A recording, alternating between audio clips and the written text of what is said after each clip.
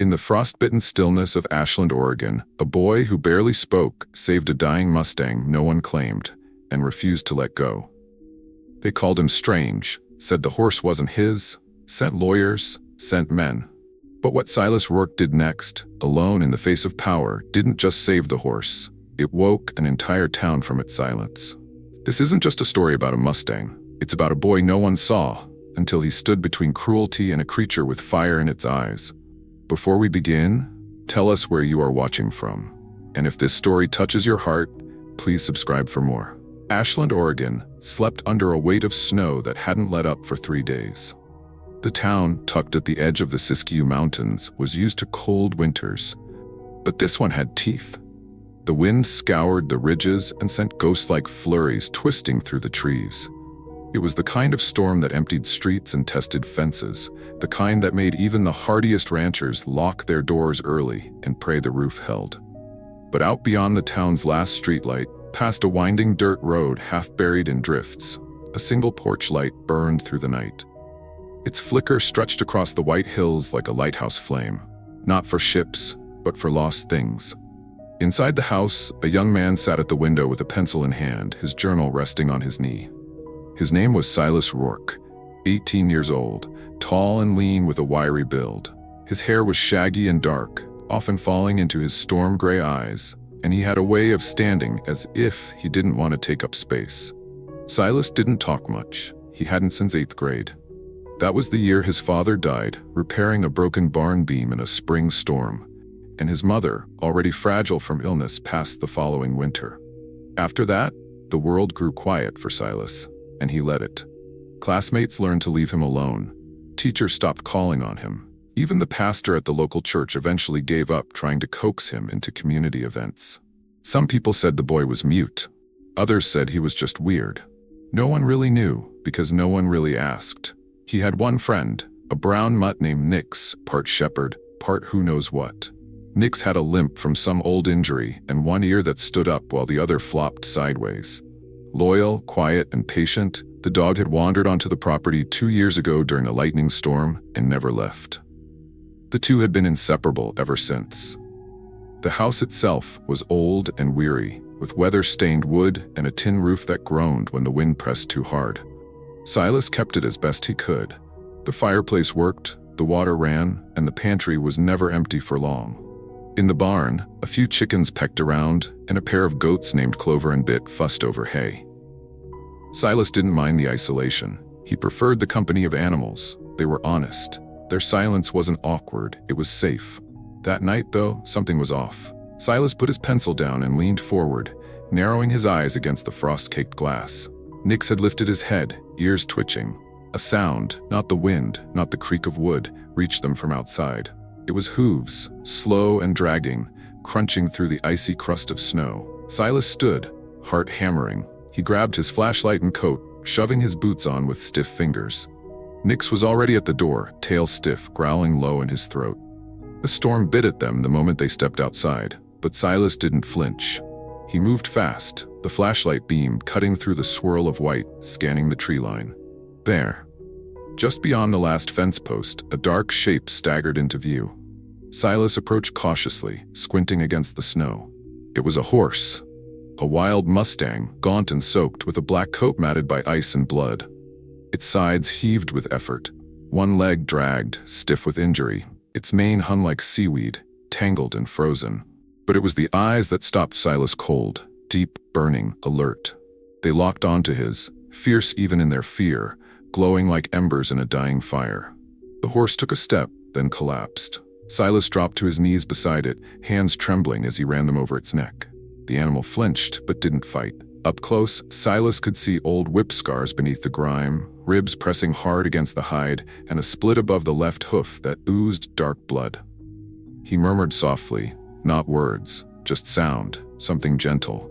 Nick stood close, ears pinned, tail down but no longer growling. Silas didn't think.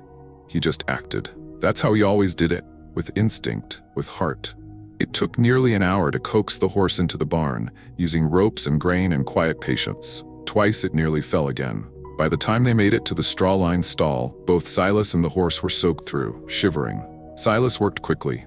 Warm water, soft cloth, antiseptic. He didn't have much in the way of medical training, but he'd read a dozen books on equine care, watched every video he could find. He cleaned the wounds, wrapped the leg, and scattered fresh hay. He left the stall door open and sat nearby, watching as the creature lay its head down at last. In the dim barn light, those eyes closed slowly.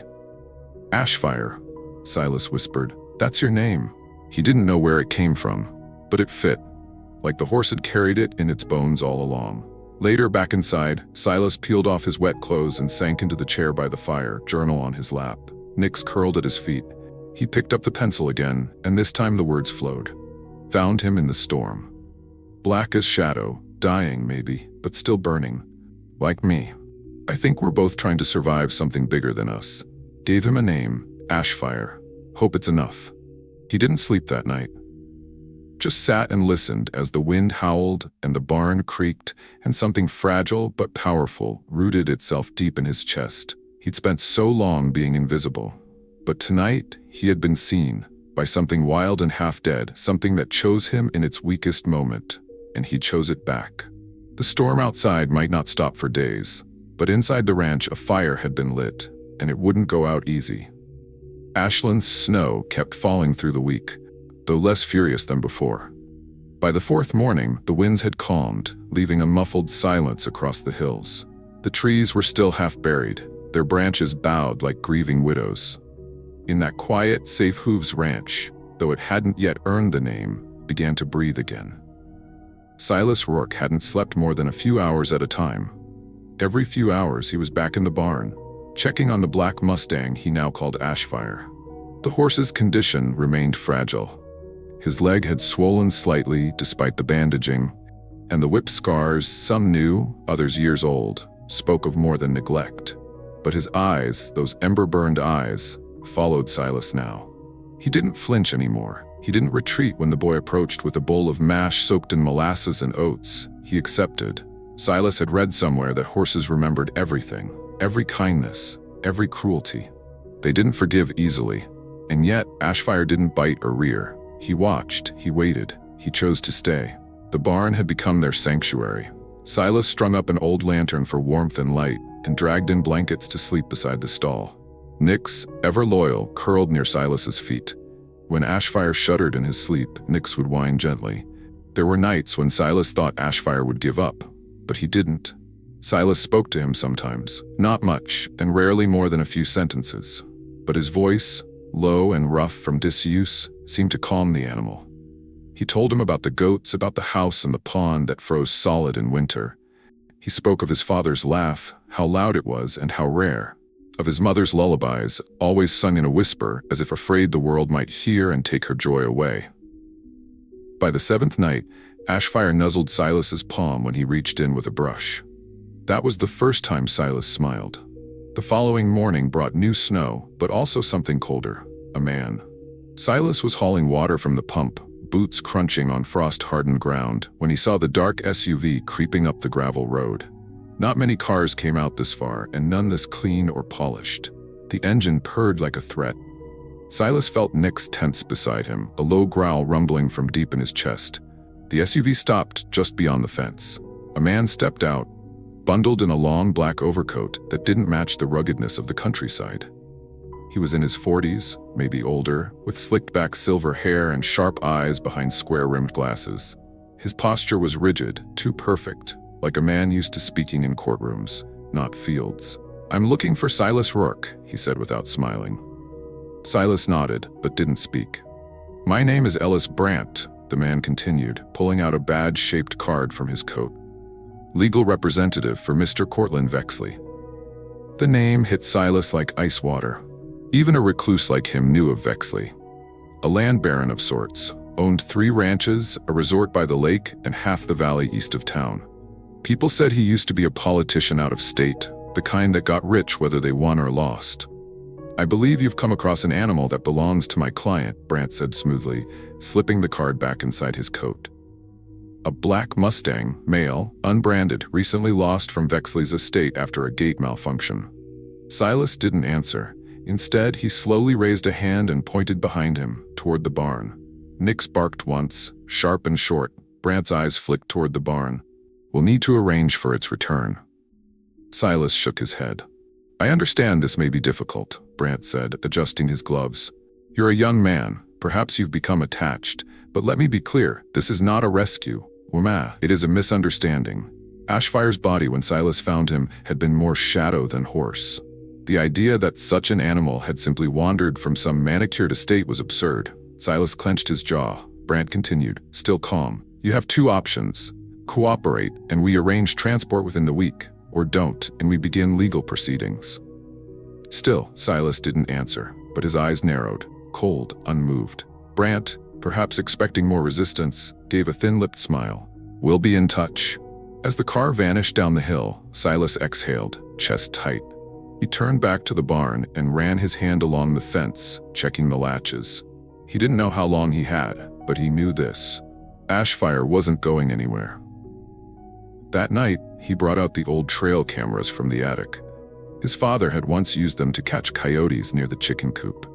Silas set them up around the barn, one at the front gate, another at the side trail by the pine grove. He also brought out his grandfather's old camcorder, a dusty, tape-fed beast with a cracked viewfinder. He mounted it above the stall, its red light blinking faintly. From now on, everything would be recorded. He took out his journal and added a new entry, different from the rest. He wrote not just with words, but intent, a testimony. January 14th. Ashfire is not theirs. He's broken. Left to die. If they try to take him, this will be my proof. I won't let him go without a fight. The days that followed were strangely calm. Snow continued to fall, though lighter now, and the wind no longer screamed through the trees. Ashfire stood longer each day, eating more, even walking small circles inside the stall. Silas began brushing him twice daily, whispering nonsense as he worked. The trust grew in silence. One afternoon, as Silas tended the chicken coop, a woman arrived. Not by car, but on foot, bundled in a red wool coat dusted with snow. She had short, curly hair that had once been strawberry blonde but now faded to silver. She looked to be in her late 50s, her boots sturdy, her eyes alert. "Silas?" she called gently, standing just outside the fence. He nodded. "I'm Mrs. Hattie Mornings. I own the post office downtown," she said with a kind smile. "Your mother used to help me sort mail on Saturdays, years ago. I just wanted to check in." Silas blinked. Few people remembered his mother. Even fewer visited uninvited. "I saw that black SUV coming from your road yesterday. You all right, honey?" Silas hesitated, then gave a single nod. Hattie glanced at the barn. "He's a beauty. That Mustang. Looks like trouble followed him." Her voice wasn't probing. It was warm, firm, like someone used to comforting people too proud to admit they were scared. "If you ever need anything," she added, placing a small thermos on the fence post, "you just leave a note in my mailbox. No postage needed." Then she turned and left, leaving boot prints in the snow and the scent of cinnamon tea in the air. That night, Silas sat beside Ashfire and turned the camera on himself for the first time. "I'm not giving you up," he said, voice quiet but steady. "They'll have to come through me." Ashfire blinked, his ears flicking forward. The rains returned 3 days after Brant's visit. Not a drizzle, not the quiet whisper of mist, but a full-throated deluge that turned Ashland's fields into swamps and its roads into rivers of brown. The hills bled mud. Water slid down the tin roof of the barn in frantic rhythms, echoing into the silence like distant drumbeats. For most, it was just another storm, but for Silas Rourke, it was a warning. Ashfire had been improving, if slowly. His leg remained swollen, but the infection had subsided under Silas's improvised care. Poultices made from salt and warm cloth, rest, soft food, patience. The horse could stand now for minutes at a time, even take short steps inside the stall. But Silas had seen the look in Ashfire's eyes shift from survival to presence. The wall of pain was thinning. That night, Silas awoke to the frantic tapping of Nix's claws on the floorboards and a muffled rasping sound through the rain, low and desperate. He grabbed his coat, boots half-laced, and ran through the dark, lantern swinging wildly in his grip. The barn door screamed open on its hinges. Ashfire was down. The stall was soaked with rainwater that had seeped in from the loosened rear wall.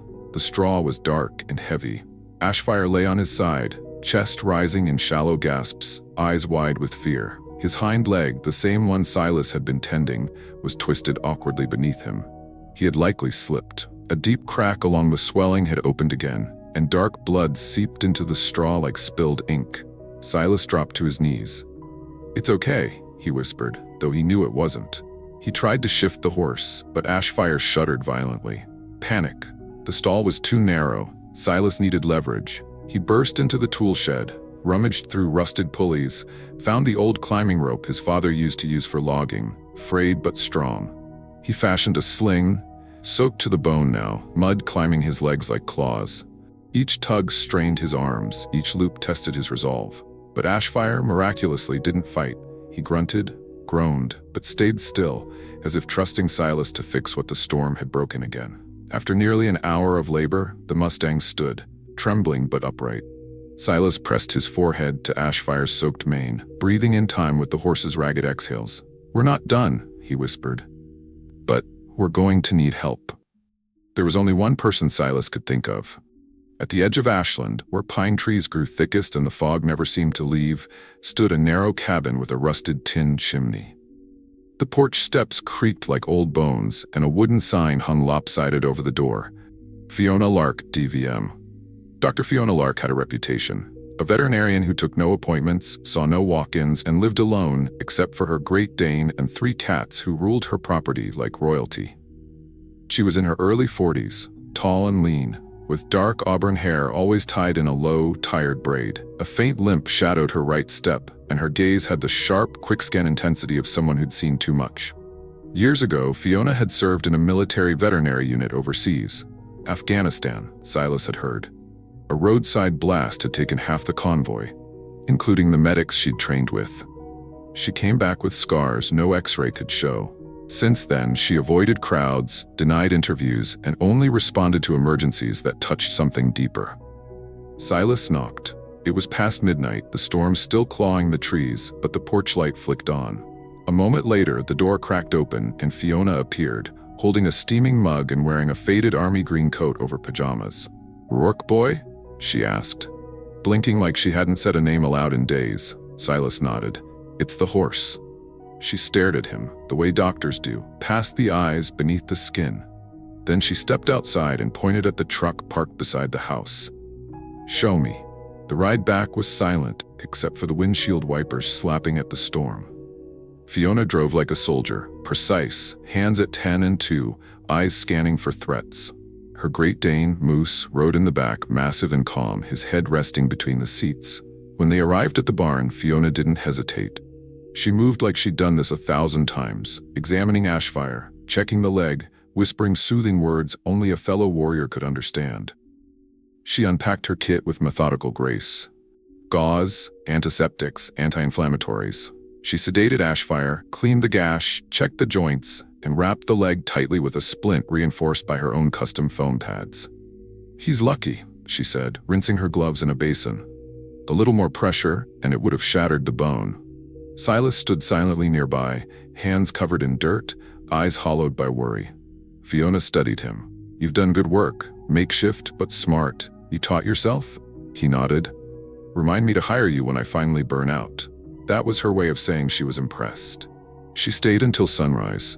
As the storm broke and light bled through the clouds, Fiona fed Ashfire a mix of soaked pellets and crushed painkillers. She handed Silas a laminated sheet with instructions scribbled in sharp, precise handwriting.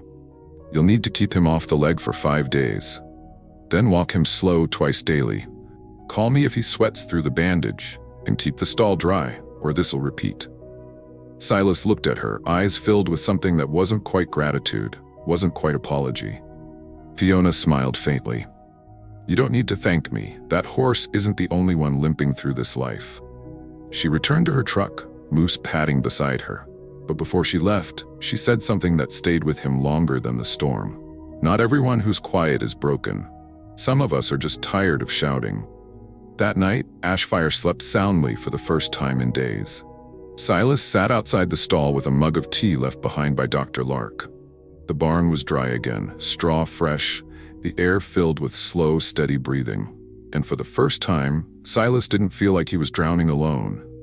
The cold had teeth that week, sharp, invisible ones that bit into wood, wire, and bone. Ashland's mornings were a frozen hush, the kind that cracked underfoot and sent crows into the sky like scraps of black cloth. Silas Rourke stood by the fence line, holding a strand of barbed wire in one gloved hand. It had been cut. Clean. The second in as many nights. He knelt, brushing aside brittle frost with the back of his sleeve. The boot prints were faint, but they were there. Heavy-soled, adult-sized, and aimed directly at the barn. Inside, Ashfire stood with weight still favoring his good leg. The swelling had subsided, thanks to Fiona's care and Silas's constant vigilance. But Silas knew that if someone tried to move the Mustang now, forcefully, it would undo everything. Worse, it would break a spirit already stitched together with quiet trust. That morning, Silas reviewed the camera footage. The grainy clip showed two figures moving along the north fence at 2:18 a.m., their outlines shadowy but real. One paused, turned toward the barn, and then both vanished into the dark. No attempt to enter, just scouting. But it was enough. Silas uploaded the clip to a private YouTube account. He added a caption typed in small, even letters. "To whoever keeps coming, I see you, so does the world." He posted the link to a quiet forum about animal welfare and small-town land disputes, adding a short warning. Then, for the first time, he opened an old social media account under his real name and posted it there too. An hour later, the inbox flooded. The messages were a mix, some sympathetic, some curious, a few skeptical. But it didn't take long for the story to gain traction.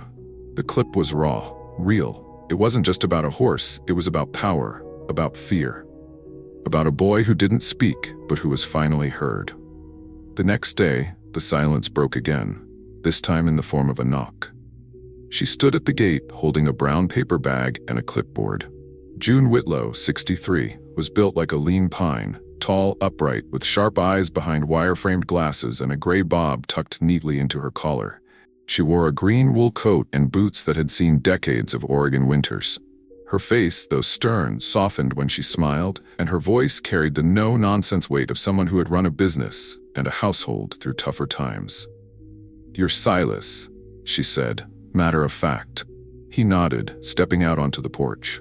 Nix hovered at his side. "I'm June. I run Whitlow's Market in town. Your mother used to sell blueberry jam off my shelf, bestseller 5 years running." Her expression flickered, something like memory tightening behind her gaze. Silas tilted his head, curious. June glanced toward the barn. "I saw the video," she said. "So did the town. Not everybody'll say it out loud, but people are talking." She handed him the bag. "Cornmeal muffins, and real coffee, not that freeze-dried stuff." Silas took the bag, unsure what to say. She didn't wait for thanks. "I was friends with your mom. High school debate team. She always said silence could carry more truth than shouting, if you knew how to use it. Looks like you figured that out." She tapped her clipboard. "I want to help. And not just with muffins. I think it's time we pulled some chairs into the old Grange Hall and made people say what they really think of Cortland Vexley. Because if he's trying to scare you off that land, I promise you, you're not the first." Her eyes narrowed. "Your father didn't just lose those back acres, Silas. Vexley bought the county board before the ink dried. You were too young to know it, but your folks didn't want to sell. They were threatened, and now he's circling again, only this time there's a horse in the middle." Silas looked at her, something stirring in his chest. It wasn't quite anger. It was older than that, quieter, like a coal smoldering in his ribs. June continued, her voice lower now. "There's power in gathering, Silas, in showing up. That's something your mother believed in. I want to call a town meeting. You don't have to speak, just be there. Let people see your face. Let them remember the Rourkes weren't afraid to stand their ground." He hesitated, then nodded once. It was enough. That night, Silas double-checked every latch, every fence line, every sensor. He added extra straw to Ashfire's stall and let Nix sleep inside the barn. He kept the camera rolling and charged the spare batteries. Every detail mattered now, but the damage had already begun to spread, if not on the land, then in the air. The next day, a pair of teenagers stopped by Whitlow's Market, whispering to each other over the produce bins. One of them, Eli Brennan, 17, lanky, with bright blue braces and a hoodie 2 sizes too big, snapped a photo of the flyer June had pinned on the bulletin board. Community meeting, property rights and local voice. Grange Hall, Friday 6 p.m. His friend, Cassie Rowe, 15, petite with buzzed hair and chipped black nail polish, rolled her eyes but didn't stop him. "He's just a weirdo with a horse," she muttered. But the whisper was caught by Harvey Bell, the town's mailman, a thick-bodied man with a warm face and terrible hearing who just happened to catch the word horse. He delivered mail on the same route for 30 years, and he remembered every work birthday by heart. That night, he told his wife, who told the librarian, who told her book club. By Thursday morning, the town knew. Something was happening at the Grange Hall, and people were deciding, quietly, quickly, if they would be part of it. Friday came cloaked in steel-gray clouds that hung heavy over Ashland, as if the sky itself were holding its breath. The cold had settled into the bones of the town, quiet, watchful. At the center of it all stood the old church, now used as a community hall when the Grange building couldn't hold the weight of something important. Tonight, it was full. The church was small, its wooden beams creaking with age and memories. Pews had been pushed aside, replaced with rows of folding chairs that formed a rough semicircle around a lectern fashioned from old barn wood. Warm light from hanging bulbs softened the edges of hard expressions. The smell of pine cleaner and old hymn books hung in the air. There were nearly 60 people inside, a rare turnout for a place that hadn't hosted more than 20 since the last holiday bake sale. Silas Rourke stood near the back, wearing a heavy gray flannel and scuffed boots. His hands were shoved deep in his jacket pockets, his eyes fixed on the floor. Nick sat at his side, tail wrapped around his legs like a shield. At the front of the room stood June Whitlow, clipboard in hand, glasses perched on the edge of her nose. She wore a long navy wool coat buttoned to her neck and had twisted her hair into a no-nonsense bun. Her voice, when it came, was clear and unapologetic. "Thank you for coming," she began.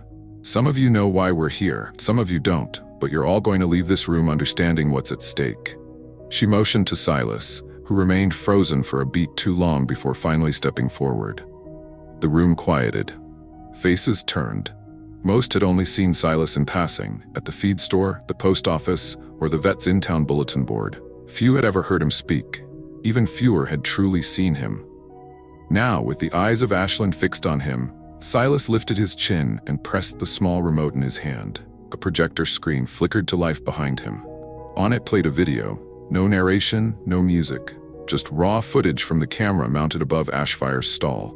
The image showed a black Mustang, shaking, his ribs like rungs on a ladder, his legs swollen and trembling as he tried to stand. His coat was caked in old blood and dried mud, his eyes wild. There was a sharp breath from the crowd, then a sniffle. Then silence again. Silas cleared his throat and spoke for the first time. "I found him in the storm," he said quietly. "He was dying, no brand, no chip, just left out there." He clicked to the next video, this one taken days later. Ashfire, wrapped in bandages, accepting food from Silas's hand. In the background, Fiona's voice could be heard giving instructions. Her words were calm, medical, unshaken. "He's recovering," Silas continued. "He trusts me now, but someone's been trying to take him. Said he belongs to Cortland Vexley." At the mention of the name, there were audible murmurs. A few heads bowed.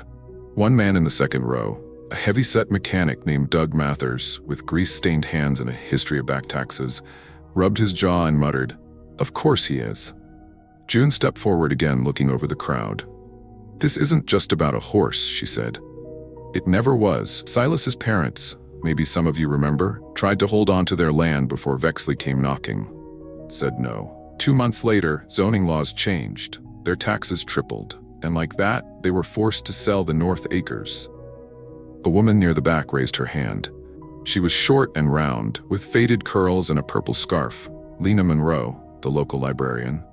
"He did the same to my cousin over by Hollow Creek," she said. "Only this time it was permits. Said the barn was a safety hazard, sent inspectors. 5 citations in 1 month. Another voice joined in. Cliff Anders, tall, slow-moving, former deputy turned grain hauler. "He tried to buy out my trailer park last year. Said he wanted to build a hunting retreat. Told me if I didn't sell, the county'd find fire code violations. Didn't even wait for me to answer." One by one, the stories came. Some bitter, some afraid. But all cut from the same cloth, power used like a hammer, wealth bent into a crowbar. Silas stood still, unsure how to respond to the flood now pouring from people who had never so much as nodded to him before. Then June said what needed to be said. "If he can take that horse," she said, "he can take the rest. Because this isn't about paperwork. This is about pressure, about fear. We've all felt it. But this time, someone's standing up. And it's a boy who hasn't asked any of us for anything." There was a long pause, then applause. Hesitant at first, then growing. Not thunderous, but steady. Measured. Real. Later, after most of the crowd had gone and the chairs were stacked against the wall, Silas sat alone on the front pew, Nick's curled beneath him. June stood nearby, sipping coffee from a paper cup. "You did good," she said, her voice softer now. Silas looked down at his hands. "I didn't do much. You showed up, that's more than most." She reached into her coat and pulled out a folded sheet of paper. "This is a list of folks willing to sign a petition. First step's visibility. Second is resistance. We'll get there." He looked at the names, 23 scribbled in different hands. It wasn't the whole town, but it was a start. As they stepped outside, the sky had begun to clear. The stars poked through like old friends returning after a long absence. Silas tilted his head, the cold no longer biting as fiercely. Something had shifted tonight, not just in the town, but in him. The silence he had lived in for so long had cracked just enough for light to slip through. The cold that morning was cruel. Not the bitter kind that nipped at your ears, but the heavy kind that wrapped around your spine and told you something was coming. Silas Rourke felt it before he even stepped outside. The way the light didn't reach past the window glass, how the trees stood too still, like sentries awaiting a signal. He heard the vehicles before he saw them. 3 of them, black and sleek, tires crunching over the gravel with purpose. The lead SUV stopped just beyond the barn gate. The others fanned out, framing the pasture like vultures circling a kill. Silas stood on the porch, Nix beside him, growling low. Ashfire, now stronger but still limping, watched from his stall through the slats of wood. His breath puffed in soft clouds. He was silent but alert, waiting. The driver's door opened. Cortland Vexley stepped out, untouched by the frost in his wool coat and dark leather gloves. He was tall, close to 60, with slicked silver hair and a face sharpened by entitlement. Everything about him spoke of power earned not through kindness or grit, but through conquest. He had the confidence of a man who never lost, and the arrogance of one who had made others pay for that record. 2 men flanked him, guards in heavy tactical jackets, eyes hidden behind mirrored sunglasses, their bulks trained to be intimidating rather than useful. Behind them, another man climbed out of the second car. Ellis Brandt, the lawyer who had first visited Silas weeks ago, now stood holding a slim briefcase and wearing the same emotionless half-smile. "Mr. Rourke?" Vexley called out, his voice loud, not because of the distance, but to ensure it echoed. "We've come for what's ours." Silas said nothing. He walked slowly to the barn, not rushing, not retreating, and stood in front of the doors. His breath curled in the air, but his feet were rooted to the frozen ground. "You have no legal claim," Brandt chimed in smoothly. "But to avoid escalation, Mr. Vexley is willing to offer a gesture of goodwill. $10,000. In cash. Right now." Vexley smirked as if money could pave any road, even through a boy. Silas didn't move. His voice, when it came, was calm. "He's not for sale." Vexley's jaw tensed. "You misunderstand the situation. That horse was bred, trained, and maintained at my estate. He wandered off during a storm. You found him, I'm told, and I admire your compassion, but it's time to hand him over." Silas shook his head slowly. "You left him to die." Vexley's eyes narrowed. "Be careful, boy. Words like that can bring consequences." "I know," Silas said and stepped closer. "So can lies." Behind them, the crunch of footsteps. First one, then many. From the tree line beyond the barn, people began to emerge. They came without weapons, without shouts, only presence. June Whitlow, wrapped in her long wool coat. Lena Monroe, scarf tucked under her chin, eyes fierce. Doug Mathers, sleeves rolled, jaw set. One by one, they took positions beside Silas, behind him, around the fence. Their breath fogged the air, their boots cracked frozen mud. Even the teenagers, Eli and Cassie, stood shoulder to shoulder at the back. Then another figure appeared, slower but purposeful. A man with a cane, heavy limp, and fire in his eyes. His coat was worn, collar frayed. His beard was gray and thick, and his eyes, though tired, burned with memory. He walked with the weight of something old. Derek Slade, former stable master to Cortland Vexley. Vexley stiffened. Slade didn't stop until he stood just feet from the SUV. "Long time, Court." Vexley's face twitched, but he said nothing. "I've got nothing left to lose," Derek continued. "You made sure of that." He turned to the crowd, his voice cracking but loud enough. "I worked for him, trained his horses, cleaned their stalls, treated their wounds when no vet would come, and I watched what he did when they got too old, too sick, or too scared to perform." He looked to Silas, then back at the crowd. "You think this horse matters to him? He didn't even know its name. Left it tied to a fence in a thunderstorm. Didn't send a search party. Didn't report it missing, just waited until someone else saved it and then tried to take the credit." There was silence, then whispers, then stillness again. Derek raised his cane and pointed to his leg. "I told him I'd report the neglect. I told him I'd file a complaint. The next week, 2 men caught me on my way home, said it was a message. This is what that message cost." He let the cane drop to the snow with a thud. Silas stood taller, his shoulders no longer heavy. Vexley took a step forward, trying to recover the air of control. "This is all hearsay. There's no proof." June stepped forward, holding a folder. "There is now. Signed statements, vet reports, photos, a recording, and the beginning of a petition with 71 signatures." Brant leaned toward Vexley, whispering something urgent. Vexley looked around, at the faces, the cameras, the unwavering stares. He straightened his coat, brushed snow off his sleeve, and scowled. "This isn't over," he said flatly. "No," June replied, "but it's finally beginning." Vexley turned, motioned to his men, and without another word, returned to the car. The engines roared. Then the SUVs backed down the path, melting back into the forest road swallowed by the trees. As the noise faded, so did the tension. People breathed again. A few smiled, some cried. Silas walked back to the barn. Ashfire stood at the gate now, ears forward, head high. Silas reached out, resting a hand on the horse's brow. "We did it." "Yeah," he whispered, "not I, we." 2 weeks passed since the standoff on the frozen pasture, and yet its echo rippled far beyond the fence lines of Ashland. It began as whispers, local shopkeepers retelling the moment Derek Slade dropped his cane into the snow, the way Cortland Vexley's voice cracked before he turned away. Then it grew. By the 4th day, a camera crew from Coro Channel 5, the regional affiliate, rolled up Silas's driveway, their van rattling with antennas and hope. The reporter was Saria Benton, a tall black woman in her early 30s, with clear eyes and a direct voice. She wore a sapphire scarf over her camera-ready coat and boots still crusted from earlier interviews on muddy roads. Saria was known for community stories that cut through headlines to reach the heart. She had grown up in a rural town herself, raised by her grandfather after her parents split, and she had a way of talking to people that made them feel seen. She approached Silas gently, with a notebook in one hand and a hot cocoa in the other. "I'm not here to exploit," she told him. "But people need to see what standing up looks like, especially when it's quiet. Especially when it's real." Silas didn't say much during the interview. He didn't need to. The footage spoke for itself. The video of Ashfire trembling in the straw. The silent protest of a boy and a horse at the edge of a town that remembered how to care.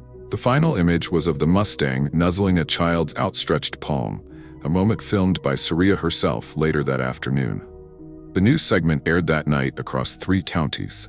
Its title read simply, "Ashland Stands, One Boy, One Horse, One Town's Redemption." Within days, letters and emails flooded the old community inbox. Donations arrived in envelopes marked with hearts. But more than money, there were messages. Parents of children who struggled with trauma, veterans coping with silence, riders whose horses had saved their lives once too. That's when the idea took root. Silas sat in the barn loft one morning, journal in hand, watching Ashfire doze in the sunlight patch near the open door. The Mustang's coat was full again, his limp easing with daily care. A pair of doves cooed in the rafters above. Nix snored nearby, his paw twitching in some dream of chase or feast. It was June who found the old painted sign in her attic. A weathered plank from a long-closed petting farm scrawled with the words, "Warm Hooves." She handed it to Silas with a knowing smile. "You've got warmth now," she said. "It's time to give it back." Silas didn't hesitate. He sanded the board smooth, painted the lettering anew, and added one word. The name now read, Warm Hooves Haven. The mission was simple but fierce, to offer healing to abandoned horses and to children bearing unseen wounds. Fiona Lark returned to assist with the medical care, this time not just as a vet, but as an unofficial co-founder. She offered training sessions on equine therapy and trauma sensitivity. She even smiled more, though it was still a rare, tilted thing that vanished quickly when noticed.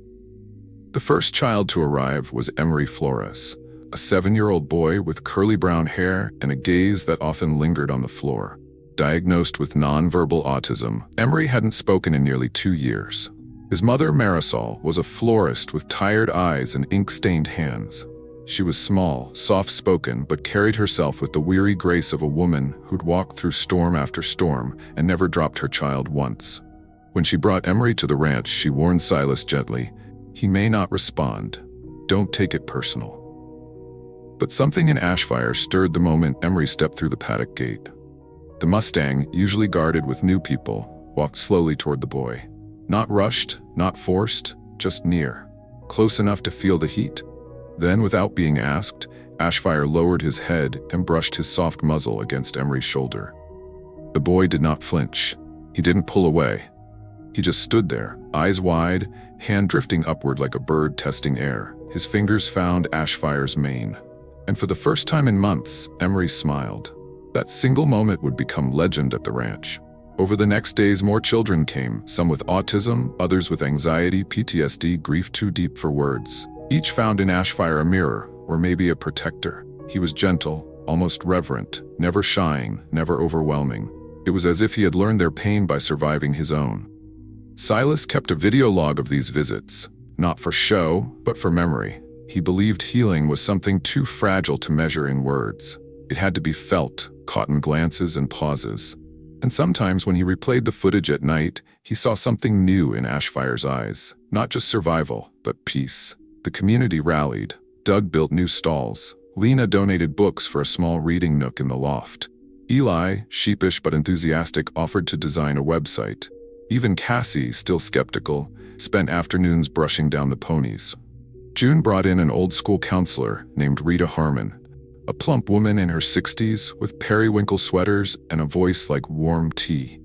She agreed to help run the programs part-time and started organizing weekend sessions for children from nearby counties. As the frost began to thaw and early crocuses pressed through the soil, the ranch took on new life. Trails were cleared. A small classroom space was carved out of the tool shed. Donations funded hay, fencing, and a saddle specially made for children with sensory sensitivity. One evening, as the sun dipped behind the hills, Silas stood by the new wooden archway that marked the entrance to the ranch. The sign, Warm Hooves Haven, swayed gently in the breeze. Behind him, the sound of soft laughter rose from the barn, and the rhythmic thump of hooves carried across the fields like a heartbeat. Ashfire stood nearby, grazing beside the fence. His coat gleamed copper in the twilight. He turned toward Silas and whinnied, low and steady. Silas stepped closer and laid a hand on the horse's neck. "You brought them here," he said softly. And in that moment, it was clear. Ashfire wasn't just the soul of the ranch. He was its beginning. Spring arrived slowly in Ashland, Oregon, like a promise kept late but not forgotten. What had once been fields frozen solid with frost were now lined with budding wildflowers, and the hills rolled green with life again. Birds returned, not in flocks but in song. The earth was soft underfoot and the wind no longer bit, it whispered. At Warm Hooves Haven, it wasn't just the weather that changed, it was everything. In the span of 4 months, Silas Rourke's world transformed from isolation into a beacon. The barn had been painted fresh, bright cedar with blue trim thanks to the volunteered hands of half the town. Where old chicken coops once leaned half-collapsed, now stood a greenhouse, managed by local high schoolers who traded their time for service credits and warm soup. The tack room had been converted into a quiet lounge for parents. Children came by the dozen, some curious, some nervous, some burdened with more pain than a 10-year-old should carry. But all of them left lighter. Silas had changed too. Though he still spoke little, the silence no longer weighed on him. It had become a kind of presence. He greeted newcomers with a nod and a smile. He led group rides on the smoother trails and offered instructions in gestures and short phrases. When he spoke now, people listened not because he was loud, but because his words had weight. He was no longer the boy who hid behind a barn wall. He was Silas Rourke, the founder of a place that had become a sanctuary for horses and humans alike. And Ashfire, he had become something more than even Silas imagined. Strong now, fully recovered, his coat glistened like black glass in the sun. Children rode him bareback with hands spread like wings. He was steady, sure-footed, and patient beyond understanding. A creature that once knew only fear now radiated a peace deeper than words. Among the children was Maya Tiernan, 10 years old, with hazel eyes that didn't blink much and dark curls she refused to brush. She'd arrived one rainy Thursday in April, brought by her grandmother, Delilah, a retired school nurse who now crocheted scarves for every child who visited the ranch. Maya hadn't spoken in nearly 3 months, not since the car accident that took her mother. Her shoulders stayed hunched, and her eyes rarely met anyone's gaze. She didn't touch the other horses, not even the smallest ones. But Ashfire, he stood still when she passed, not expectant, not imposing, just still.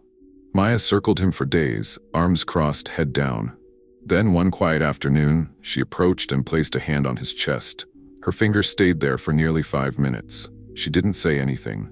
The next morning, she returned with a hand-drawn picture of a black horse under a pink sky and gave it to Silas without a word. 2 weeks later, she spoke again. Not loudly, not many words, but she asked to brush him. By May, Warm Hooves Haven had drawn attention far beyond the borders of the Rogue Valley. A write-up appeared in the Oregonian, then a brief spot on NPR's All Things Considered. Letters came in from other states, Wyoming, Colorado, even as far as Vermont, from people asking how to start their own haven. Silas gave the same answer every time. Start with one horse, one child, one promise. Fiona Lark remained the unofficial backbone of the ranch's healing efforts. She built a rotational vet assistant program for youth, many of whom now considered veterinary school for the first time. June Whitlow began organizing monthly fundraisers, bake-offs, seed exchanges, and one memorable trivia night where the town librarian crushed the town sheriff in the category Bird Calls of the Pacific Northwest. The Haven became the soul of Ashland, not through announcements or banners, but through consistency, through acts of care. By the time the annual Ashland Spring Festival arrived, the town had already chosen this year's theme, From Root to Bloom. The event, hosted on the community green, featured hand-painted signs, homemade pies, a tiny folk band led by Doug Mathers on banjo, and a children's poetry corner coordinated by Lena Monroe.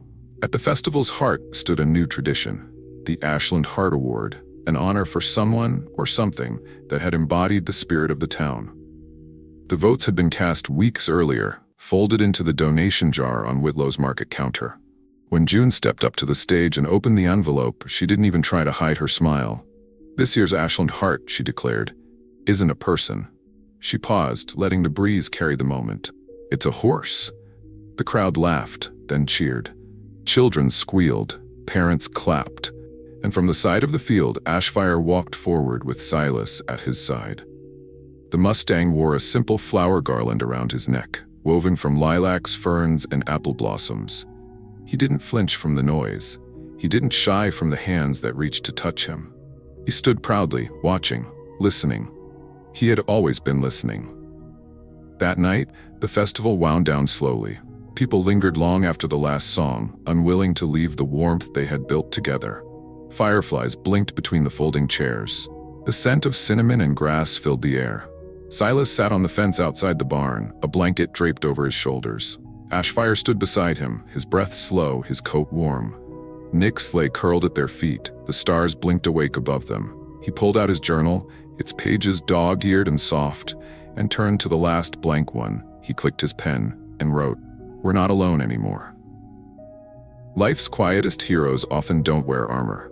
They wear patience, kindness, and the courage to stand up even when their voice shakes. This story reminds us that healing doesn't always come in grand gestures. Sometimes it arrives slowly, through trust built in silence, through a hand placed gently on a horse's neck, or a neighbor who chooses to care. Like Silas and Ashfire, we all carry wounds, but with the right support, those wounds can become the start of something beautiful. In our daily lives, there are small moments, A child who needs someone to listen, an animal waiting to be rescued, a neighbor quietly struggling, that offer the chance to show up, to reach out, and to begin healing together.